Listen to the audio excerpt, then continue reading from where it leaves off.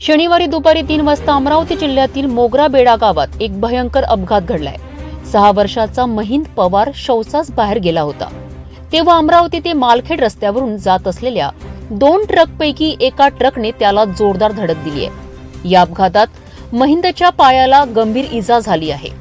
ट्रकची धडक इतकी तीव्र होती की या चिमुकल्याला तात्काळ रुग्णालयात हलवावे लागले।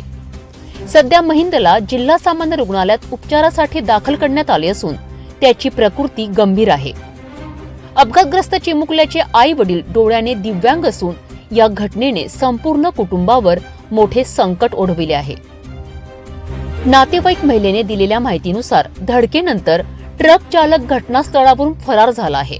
पोलिसांनी या घटनेची दखल घेत तपास सुरू केला आहे। संडास करायला चालला होता, घरून आला होता, संडास करायला चालला होता, तिकून ते समजा असं 2 ट्रक आले, पहिल्या ट्रकानं सोडून टाकलं त्याला।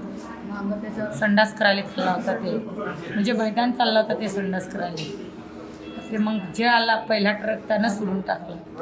कुठं? मोगऱ्याबंदी कधीची? म्हणजे बेड्याचे ते झाले 3 वाजता हमला झाला आहे। बेड्यावरच झालं, म्हणजे अमरावतीचा रोड, अमरावतीवरून समजा मालखेड रोड होता, ते रोडावरच झाले। ते चालला होता मालखेडले 2 ट्रक, मग पहिल्या ट्रकातच झालं त्याला। महिन राई कपूर पवार, वय किती आहे? वय 6 वर्षाचाच आहे फक्त।